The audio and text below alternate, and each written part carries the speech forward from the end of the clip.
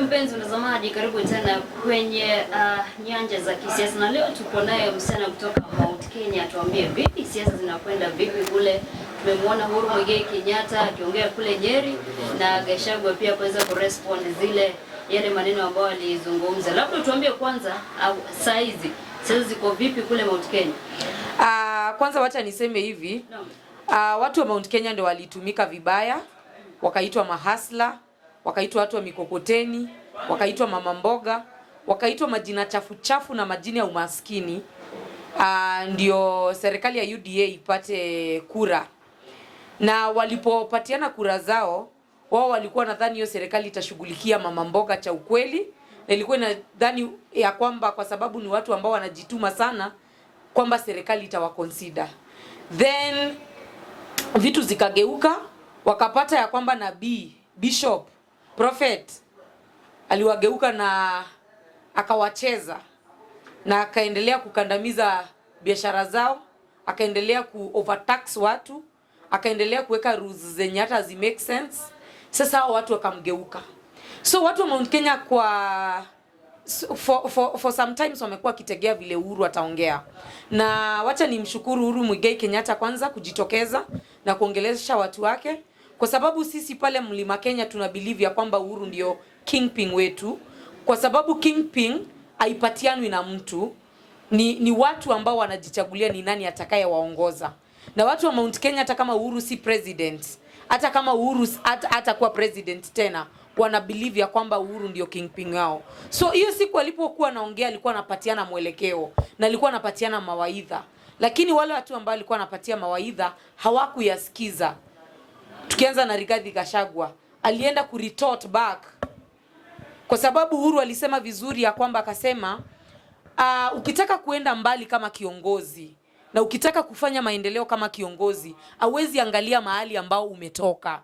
Unaangalia mahali ambao unakwenda ndio uweze kupeleka watu wako mbele, uweze kukuja na agenda mpya na kusukuma pia interest za watu wako. Lakini angalia naye Rigathi Gachagua anasema lazima uangalie huko nyuma. Hiyo nyuma Rigathi Gachagua alikuwa anasema, anaambia president Uhuru William Ruto lazima angalie nyuma. Alikuwa anasema ya kwamba lazima waangalie nyuma kwa sababu hawana agenda. The thing is that not Gachagua anasema wataangalia nyuma, ni agenda serikali ya UDA ina.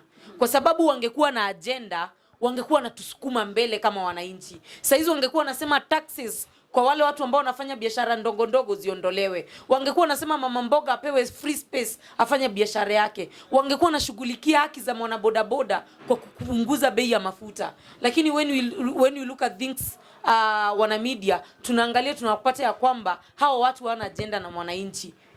That is the bitter truth. Na ndipo posta nasema Uhuru Muigai Kenyatta alikuwa anawapa mwongozo, lakini kwa sababu ni watu wakatili, hawakuwa wamejipanga kukua ni kama hawakuwa naamini kama watapata uongozi, na walipoupata kibahati mbaya ndio maana hawajui kitu watafanya na hiyo leadership. That's the reason why you see they can't listen to any Kenyan. Naam, ukisikiza mazungumzo yake Uhuru Muigai Kenyatta ambaye ni rais wa zamani wa 4 hapa nchini Kenya, alidaisha kwamba msiangalie mambo ambao mnasema kule nyuma tuliyafanya.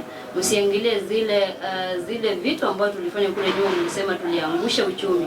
Akawaambia kwamba waangalie mbele. Na maana kwamba Uhuru Muigai Kenyatta anajua kwamba kuna mambo ambayo walitekeleza kule nyuma ambao yanalegeza uchumi wa sasa. Wacha niseme hivi, iwapo kuna vitu zingekuwa zilifanyika katika serikali ya Jubilee, mimi bado nilikuwa ODM. Siwezi jua zaidi. Lakini mimi nataka kumchallenge leo, nimuulize Gachagua na nimuulize His Excellency the President William Ruto.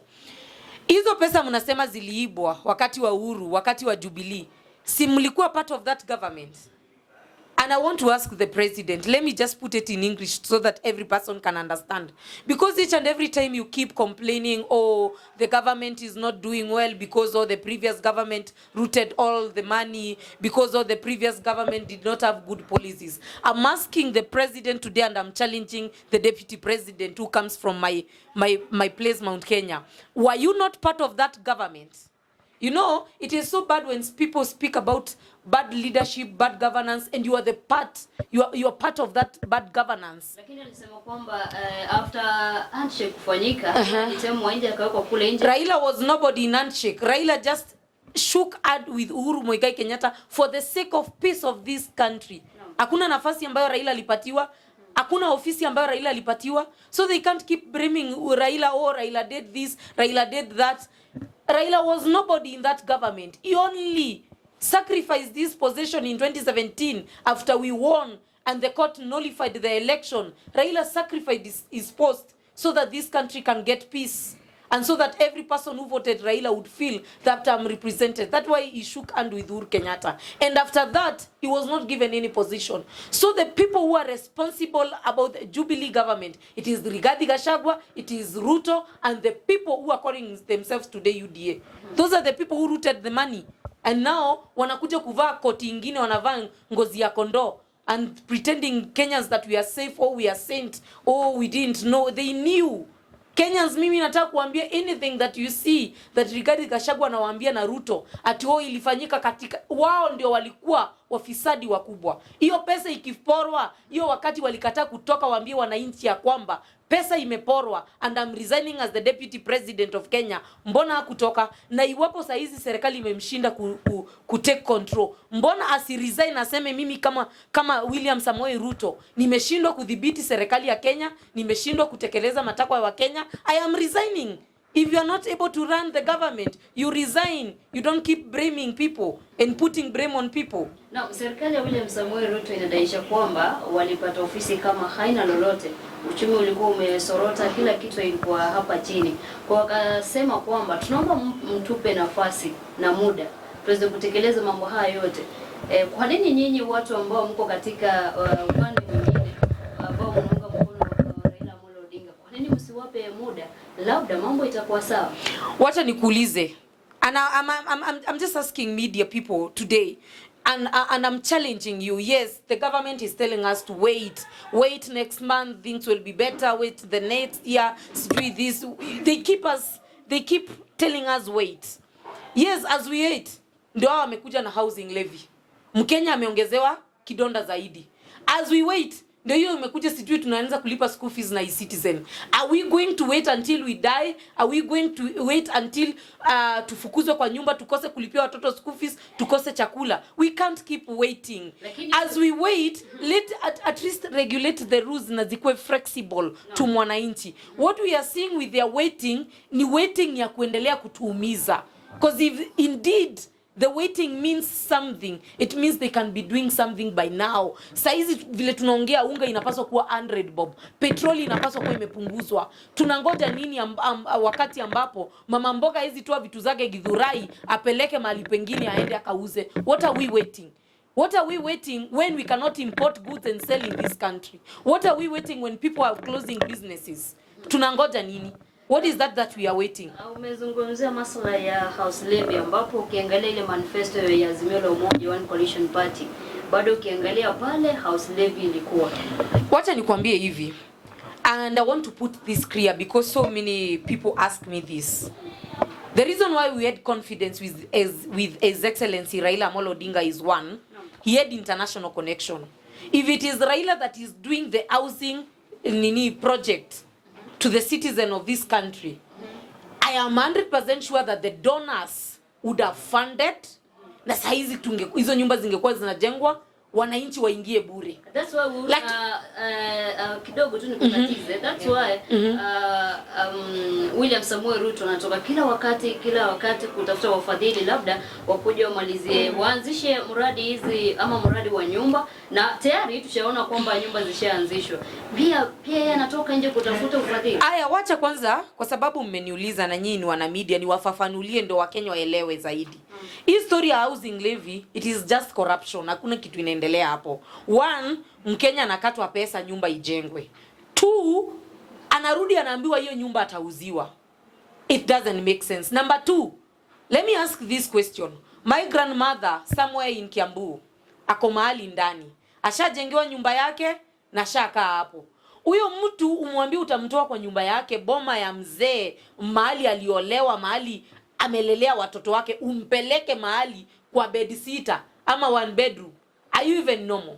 Mtu amejengewa nyumba imewekwa kila kitu, unataka kumtoa ushago umpeleke kwa block aishi na watu. Ni mama mzee, sijui hata vile atakuwa anapanda stairs. Akipata nyumba 6th floor atapanda aje? Let's be honest. I'm not against the housing project because there are people who don't have those houses. Ingekuwa serikali inajenga na pesa yao yenye waja to tax, wajenge na pesa yao, warudi watuambie nao hizi ni nyumba zimejengwa, ingia ndani, tutakuwa tunakukata pesa ukiwa huko ndani. Ingekuwa ni kitu ina make sense. Wewe uko against house levy? I'm against 800% because haina anything ya ukweli, inakaa ukora tupu. Ukiuliza hii swali unarukishwa huku, ukiuliza hii unarukishwa huku. It means it is a way of routing money so that they can get money for 2027 politics. Already wacha niwaambie wana media, au watu washajua, washapora washapora wa Kenya, washajua, washadanganya wa Kenya, washajua wa Kenya, washagundua wao ni wakora. So the only way wanaweza rudi 2027 ni kupora pesa mingi ndio wakuje wamwage ground, and that's the reason why unaona wanakuja na project za kutengeneza pesa. Hata historia hii Citizen ya kulipa school fees ni ukora tupu. Pesa italipwa na itafika shule. That is pure corruption. Lakini jana parliament tumeona wabunge wenu wa upande wa ODM na wale wako chini ya mwavuli wa Azimio la Umoja, wakati watu wale wabunge walikuwa wanapigia debe hii house levy iweze kupitishwa, manyumba ianze kujengwa, wengine hawakuwa pale. I think almost around 60% hawakuwa pale. Nini inaendelea? Mbona mnapinga na wabunge wenu bado wakifika kule parliament hawapingi na waonekane wapingi kura? Aya, wacha kwanza ni shukuru wabunge wa ODM kwa vile walifanya kutoka and walking out of parliament is one. Hao wabunge wenye walitoka wakaita press nje, walijua ni ukora inaendelea pale. Sasa hizi bill ndio ipitishwe parliament, ni mkoba ya pesa inatembezwa. MP anajengwa anaambiwa pitisha bill. Mwenye anakataa pesa anaambiwa my friend nitakufinya. Hata nyinyi mwenyewe mlisikia president akisema maneno ni matatu ukikataa wito wake. Either upande mbinguni, ufungwe ama uame.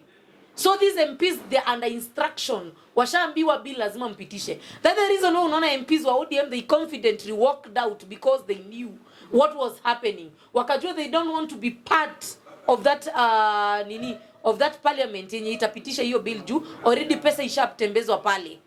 Na vitu zishapata, command ishatoka. Nyinyi wenyewe umesikia president mwenyewe akisema akiwa uko Naivasha. Akasema hiyo housing bill na hizo bill zote zenye ziko parliament lazima zipitishwe. It is a must. So he is not following constitution, he is a dictator. Ni mtu ambaye anakuja kusema ya kwamba lazima hiyo kitu ifanyike. You see, we live in a democratic country and what I'm expecting the president to do is one. I'm expecting the president to follow the constitution, to read the constitution and know it. Na kama ajui katiba apatie mtu amsomee, amfafanulie vizuri sana. Kwa sababu in a democratic state, MP hakuchaguliwa na president. This is a place whereby tulichagua MCA, tukaweka vote ya MP, tukaweka vote ya governor, tukaweka vote, kila mtu ako na kura yake na alirepresentiwa na wananchi. Wananchi walipokuwa wanatuma your MP to the parliament, walikuwa na mtuma aende articulate issues zao bunge without fear, favor or intimidation, na without kufollow mtu yoyote, wakifuata demokrasia. Lakini what is happening now, mwananchi alichagua MP, akachagua governor, akachagua senator, but ikaenda under state capture that these people are being commanded and given instruction that if you don't follow this instruction, this is gonna happen. Ebu angalia judges, what is happening to the judges? They are being given instruction that you cannot suspend the bills. Judicially is an institution inapaswa kuwa iko protected sana, inapaswa kuwa na opinion zake kivyake. Lakini what we are seeing is that these people they don't want to listen to anyone, they just want to force issues. That is what I'm saying. Na mpenzi utazamaji, tunazidi kuzungumza na Brenda Kangai kutoka Mount Kenya, na labda tukiondoka kule vita ambayo inashuhudiwa kule Mount Kenya, unamuona Gachagua ambaye ni naibu rais Rigathi Gachagua, pia unamuona Uhuru Muigai Kenyatta, rais wa 4 wa nchi hii, na pia unamuona Moses Kuria. Kipi hasa wanapigania? Ni kitu gani kikubwa hicho kiko Mount Kenya kinapigania? Aya, kitu yenye wanapigania ni kitu inaitwa kingpin. Na wacha nifafanue niseme hivi, there is no one who is going to become the kingpin of Mount Kenya as long as Uhuru Muigai Kenyatta is alive And I want to put it this very clear. Hiyo kingpin mnatafuta hamutapata. Tafuta viti zingine, lakini when it comes to kingpin, that seat, it is closed. It is for His Excellency Uhuru Muigai Kenyatta. Ya pili, niseme hivi. The reason why I'm saying Uhuru ndiye kingpin wetu, ndiye mtu ambaye tunaona at the moment anaweza protect interest za watu wa Mount Kenya. Interest ya Mount Kenya ya kwanza inakuanga coffee, ya pili inakuanga tea, ya tatu inakuanga majani chai, na ya nne watu wa Mount Kenya ni wafanyabiashara. If you cannot protect our business, you cannot become our kingpin. If kazi yako ni kupayuka na kuongea na kurandaranda Mount Kenya, you cannot be our kingpin. The kingpin of Mount Kenya community, na nisisitize, must be a person who is able to protect the interest of the people of Mount Kenya. You cannot be yapping, oh kingpin, and you're doing nothing. You are part of the government yenye inakandamiza biashara zetu, but you want to become the kingpin now. How? You cannot lead the people of Mount Kenya. And I want to make it very clear, because I've seen the Deputy President Rigathi Gachagua is targeting the youths that are against UDA in Mount Kenya and framing them as Mungiki. I want to tell the Deputy President in front of all these cameras that one, the generation that we are in today, my generation, people who are below the age of that years, we don't know what is Mungiki, we don't know when it was formed. What we are following today, it is good leadership. Hata kama president atatoka Turkana na atakuja ataokoa hii nchi, we will support him.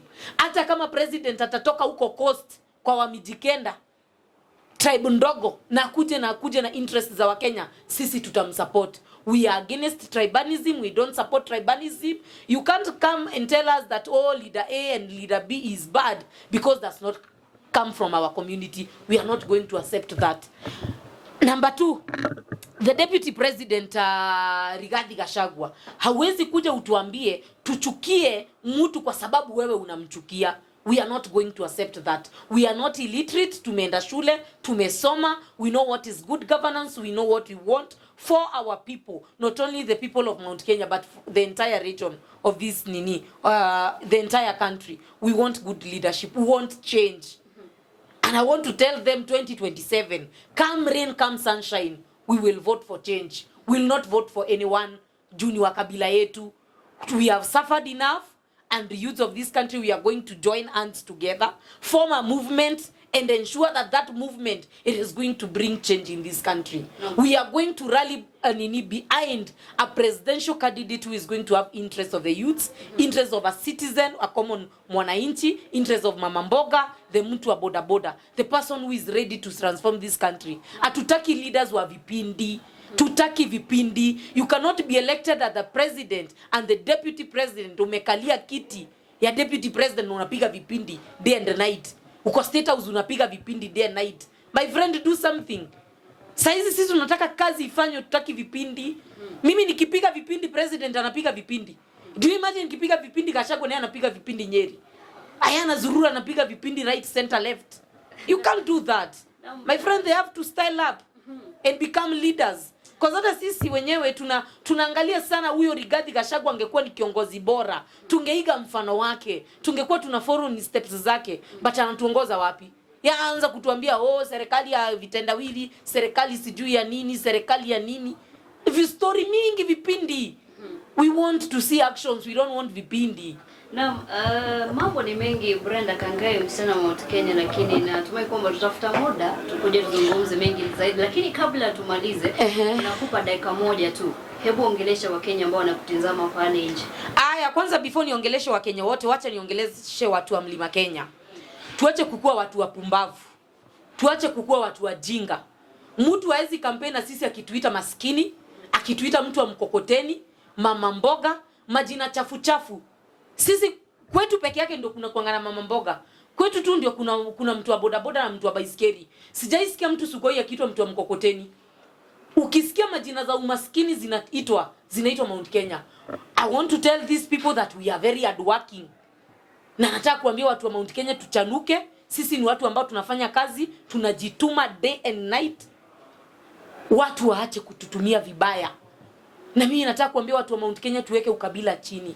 If you want this country to transform, you are the backbone of this country. You must ensure that transform hii nchi, mmepeleka hii nchi mbele. Nirudi niseme ya kwamba kabla nipatiane ujumbe kwa Wakenya. Raila's mission to AU, if it is going to succeed, wale watu wanaenda kuumia ni watu ambao walidanganya watu wa Mount Kenya. Kwa sababu if it was not for Raila Amolo Odinga, William Ruto angekuwa president. Raila Amolo Odinga alisaidia Ruto akasimama akaanza kuambia watu, mnaona mtu akitendawili? Mnaona huyu mtu, mnaona huyu mganga? Mnaona huyu nini? Huyu hataweza kufanya kazi, mimi ndio nitaweza kufanya. So I am asking my God, make sure that Raila Amolo Odinga becomes the AU chairman, because when he becomes, the people will not get space of lying Kenyans kwa niaba waone kura. And another thing, and I want to put it very clear, Baba Raila Amolo Odinga, if you are listening to me, the people of this country want you to serve them. Wakenya Baba wanahitaji uwaserve. Kenyans want you to become the president comes 2027. They have suffered, they have cried, wameomba msamaha. Raila Amolo Odinga, kama unaweza enda AU ufanye kazi mwaka moja, resign and come back 2026 and serve the people of this country, it will be the very best. Because we were waiting you to come and transform this country. Honestly, Juata mwenye atakuwa president saizi hana kitu ya kuiba. Everything has been rooted. And lastly, to my entire people of the country, my Kenyan people, and I want to talk to youths, and listen to me carefully. If you are youth below the age of 30, I'm not going to talk to the people who are above that. Our mezeka. We are the people who are suffering in this country. Sisi ndio hatuna kazi. Sisi ndio hatuna mwelekeo. Sisi ndio hatuna mahali pa kwenda. Youth wenzangu, the place that we are going to demonstrate, it is 2027 at the ballot paper. Be ready to demonstrate with your vote 2027 at the ballot paper as we vote for change. Youths, we are going to form a movement, and a movement that is going to bring change in this country. Kindly make sure as we are going to announce that movement, not this year, as soon as early of next year, you will be part of that movement that is going to change this country. Make sure that 2027, you will not vote with your stomach, you will not vote with your tribe, you will not vote because your leader has told you. You will vote because a leader is capable of transforming your life and ensuring that he will deliver whatever he has promised you. My fellow youths, tuchanuke, tuache kukua wajinga, tuache kutumiwa vibaya. Tuache kuchagua mtu kwa sababu amekuja na vipindi, amekuja na Biblia, amejifanya yeye ni ndugu ya Yesu na tunamwamini. Let's vote for leaders who are capable of doing something. Thank you, the members of the press. Shukrani sana Brenda Kangai, tuzidi kutafuta, tuzidi kuzungumza na wewe masuala ya kisiasa, tuzidi kutuambia kipi hasa kinafanyika hapa nje. Hongera sana na Mungu akutendee mengi hata ambapo unajiingiza ama unajitoza katika masuala ya kisiasa. Okay.